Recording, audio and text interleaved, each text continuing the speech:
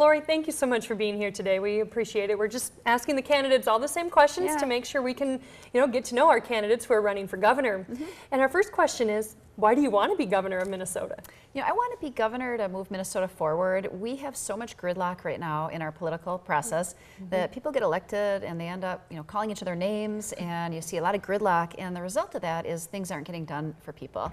I've got a history of getting results as Attorney General of the state for 12 years. It's been an incredible honor to represent the public, and my track record has been doing things that other people haven't done. For example, we had a dispute in Minnesota between the largest insurance company and the largest children's hospital. They deliver care to 60,000 Minnesotans, but they couldn't agree on a contract. And I was watching this play out in the news, and I stepped in and called the two CEOs together and brought them in and worked with them to get a contract in place. So now tens of thousands of Minnesota families have peace of mind. I want to move beyond the gridlock, and one of the ideas that I have is to get all 201 legislators together, Republicans and Democrats, even before I take office, with me and get to know me. I'd get to know them, because the people who run for office are not bad people, and nobody runs saying I'm going to be a jerk or I'm going to have gridlock. Yet you see it in Washington, you see it in St. Paul, where we do have way too much gridlock.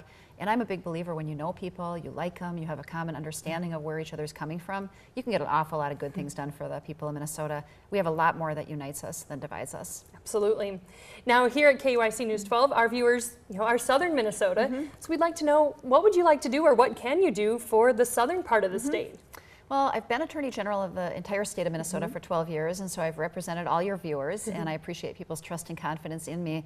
I think one big thing we need to do is deal with some of the challenges in our farm economy. We are in the 4th or 5th year of low commodity prices. It's made even harder right now because of the trade wars that are going on. I have a major concern that if we lose, if the trade wars keep going on, that some of these other countries that are our trading partners for pork and soybeans, they may develop the infrastructure and capacity to either make their own or get it from other places, and we could lose long-term permanent supplies that are incredibly important. We're the 4th largest agricultural state, export state. We need to keep this part of our economy strong. I'd like to do a lot of other things to keep the economy strong in that regard. Broadband, for example. We need to expand rural broadband. My mother grew up in a house with 9 children and no electricity and 2 bedrooms and and no indoor plumbing. Yet here we are, just one generation later, as her daughter, I'm able to be Attorney General of the state of Minnesota, running for governor of Minnesota.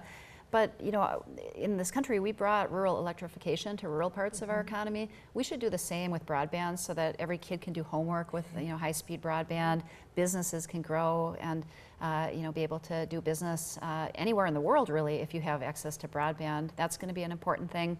And back to trade, what I would do is lead trade missions directly with other countries. If the federal government isn't doing it, I would lead trade missions to some of these other places, develop pipelines of our own right here from Minnesota, and be a champion for our agriculture sector in rural parts of our state.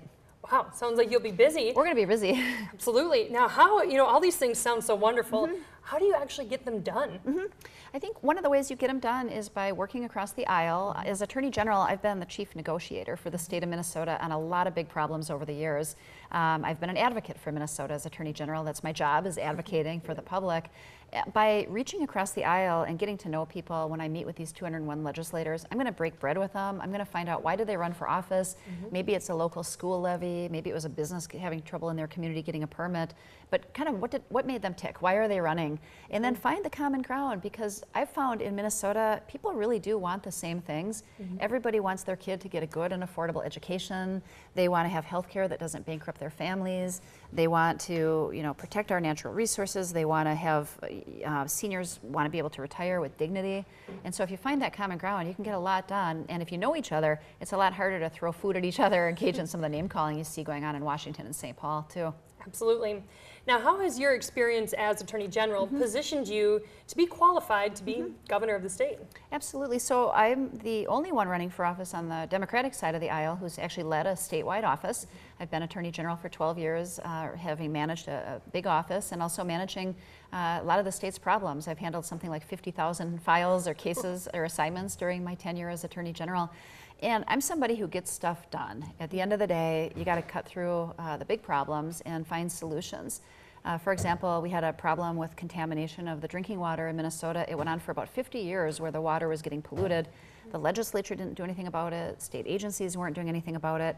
I stepped in and filed a lawsuit and got the biggest settlement of its kind in Minnesota history, the third biggest in United States history, and we're going to use all the money to clean up the drinking water.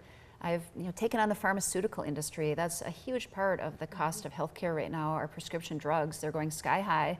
People can't afford them. And I've filed lawsuits and gotten settlements with about 100 different drug companies and cases, got $100 million back for the public. And so I know how to operate the government in a way that actually gets stuff done. Anybody can talk, but my track record has been on solutions and results. All right. Now, the challenge for Tuesday, you have to go against other Democrats first before the general election. Talk about the challenge of not having the endorsement, or maybe that doesn't matter. Sure, and so, first of all, I'd like to say I'm not running against the other candidates here. I'm running for Minnesota. I'm running for my beliefs, and what I'm doing, I've got a 60-day campaign. I've only been in this race for about 60 days. It's a grassroots campaign. It's kind of an old-fashioned campaign. I know who I am, what I believe, what my values are, and I'm taking it directly to the public by talking to people. And in my case, I've been, as Attorney General for 12 years, I've won 3 statewide elections. I've been fortunate to be the highest vote getter among constitutional officers on the Democratic side in these past elections. I've won all 3 of the rural congressional districts, which I think is important, and I've been the only Democratic constitutional officer who did that. Okay. And I think it's important because it shows my one-state philosophy to governing Minnesota. We've always done best in Minnesota when we bring the whole state together. We don't just focus on rural or metro or suburban, but we recognize that we're all in this together. If the egg economy is suffering in southern Minnesota, that's going to hurt the downtown business community in Minneapolis, and vice versa. And so it's really bringing people together for the common good and finding those paths forward. Absolutely. Now, you talked about meeting with the legislators the day before. Yeah. What is the day you take office? What does that look like? What gets done first? Yeah, well, a lot of things have to get done. We had a legislative session that didn't go very well here this past year. There were a lot of things where I think both political parties agree, but it still didn't get done because they're passing 900-page bills late at night with no time to read them, and it's very, very hard to even know what's in them.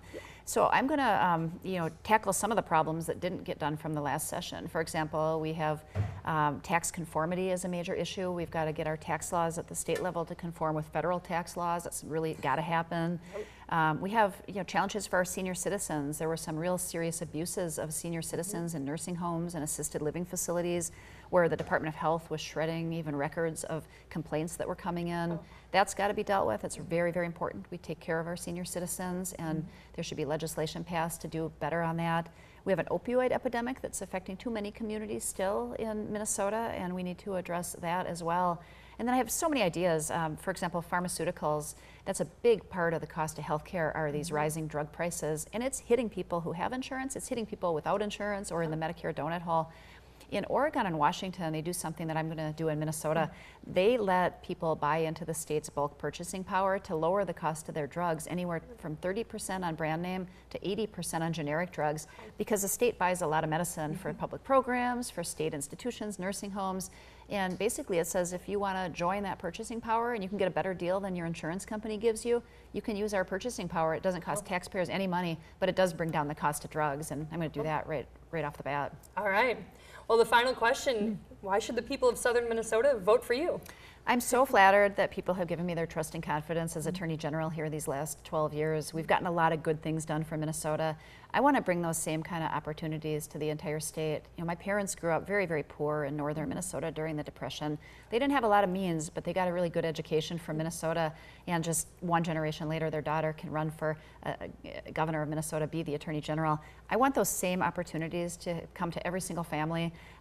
We're a country that put a man on the moon, and we found a vaccine for polio, and we invented little computers that you can wear that look like a watch, and you can use them to pay for your groceries. If we can do all of those things, we can challenge and tackle the big problems today, whether it's getting our kids a good education, getting healthcare costs lowered, making sure that people have a dignified retirement.